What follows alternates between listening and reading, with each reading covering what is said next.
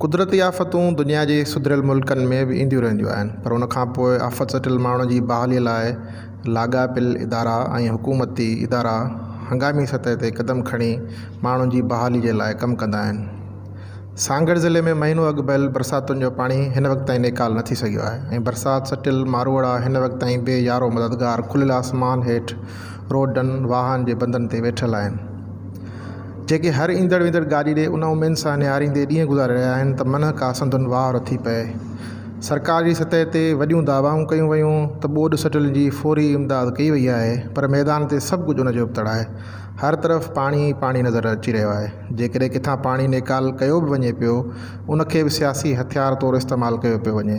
हिकिड़नि ॿुॾल ॻोठनि जो पाणी ॿियनि ॻोठनि ॾांहुं निकाल करे मक़ामी सतह ते माण्हुनि में हिक ॿिए लाइ नफ़रतुनि जो बीज छटियो पियो वञे। मसइलो इहो आहे त अॼु असांजी ॿोॾि खे तक़रीबन 25 ॾींहं थी चुका आहिनि, ठीकु आहे। त 24 ॾींहं असां बर्दाश्त कयो, असांजो ग़रीबनि माण्हुनि जो भले पाणी निकिरे, ठीकु आहे, पर रोड जी शाख खे हथरादू कट हयो वियो, हेॾां पाणी दाख़िल करे वियो। राति जो असांजे 1 बजे कड़ तोड़ाई वई ऐं सांगड़ DC रोड खे कट हणण हेठि असांजे जमायत जा ॻोठ जेके बि बचियल आहे, हिकिड़ा अॻे ॿुॾल आहे उनखे नई सही ॿोड़ायो वियो। सही तक़रीबन 200-250 ॻोठ ॿुॾा आहिनि। ॿोड़ाए असांजा बनियूं ॿार बच्चा दरबदर करे असां सां वॾो ज़ुल्म कयो आहे। हीउ सही पाणी असांजे ई बनियुनि में असांजे ई ॻोठनि में पियो वञे ऐं असांजे जमायत जे ॻोठनि खे सभु नुक़सानु रसायो आहे। हिन पीपल्स पार्टी वारनि असां सां वॾो ज़ुल्म कयो। 25 ॾींहनि में को असां वटि नुमाइंदो न आयो आहे, पंहिंजो वॾो ऑफिसर न आयो आहे। हिते DC पाण ख़ुदि बि कटण आई आहे ऐं उनखां पोइ जेके बि असांजा हेठि जमायत जा आहिनि ॻोठ टोटल पाणी हेठि अची विया आहिनि। जेको ॻोठ अंदाज़ो 200-250 आहिनि,